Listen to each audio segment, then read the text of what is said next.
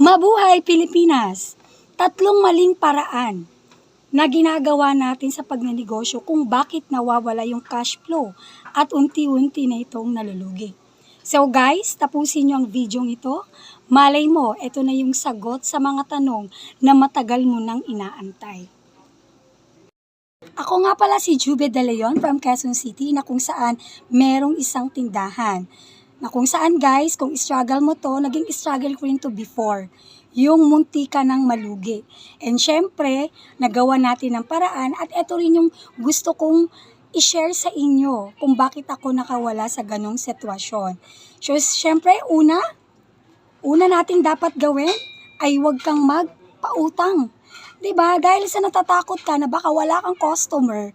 So ang ginawa mo, 'di ba? Para akala mo lahat sila bibili sa iyo, nagpautang ka.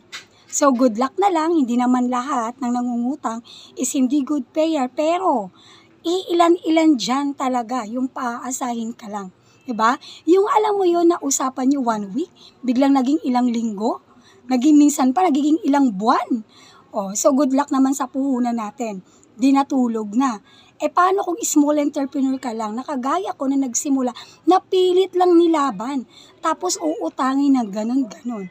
So talagang may tendency talaga siyang mawala yung cash flow ng tindahan mo at possible na malulugi ka.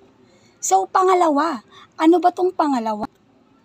Ito yung pagtatambak ng sobrang stocks. 'Di ba? Dahil sa gusto mo, marami kang paninda, so nag-hoarding ka. Bumili ka ng napakarami. So ngayon, instead na mabili mo pa sa ibang bagay para lahat sana kompleto ka, ang ginawa mo, nag-stock ka ng marami. Buti sana kung fast moving yung binili mo. 'Di ba? So guys, sa ating mga nagnanegosyo, especially kung kagaya kita na small entrepreneur, huwag kang bumili ng sobrang dami. 'Di ba? Para lahat yan gumana, mabili mo siya ng ibang produkto. At sikapin mong makumpleto yung tindahan mo kahit pa konti-konti lang. Pangatlo, ito yung nangungutang tayo. 'Di ba? Na kung saan naglo-loan tayo, na sa inaakala natin talagang malaking tulong sa negosyo natin. Guys, hindi masamang mangutang, 'di ba? Pero pag nagsisimula ka pa lang, hanggat maaari wag kang mangutang kasi ranas ko to, 'di ba? So alam mo 'yun, may credit card ka, may loan ka, may tao ka. So good luck guys ang interest nun. So ang mangyayari pa doon, mas malaki pa yung tubo ng inutang mo kaysa sa tubo ng negosyo mo. So talagang negative talaga ang mangyayari. So yun yung nangyari sa akin before na halos kayod marino ka na, 'di ba? Isasaing mo na, ibabayad mo pa. Sino ba relate dyan? Kaya mga guys, itama na natin yung maling pagkakamali natin before. So sabi nga, pag hindi ka nagbago, walang mababago. And syempre, be empowered woman for the next generation at walang easy money at walang easy success.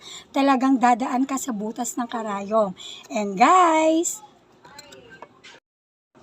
kaya trabahong malupet at bawal tamad. Kung nagustuhan mong video na to, please naman paki-like, paki-share, and kung gusto mo, pwede na ring subscribe. So thank you so much guys, and see you on my next vlog. Bye guys! See you!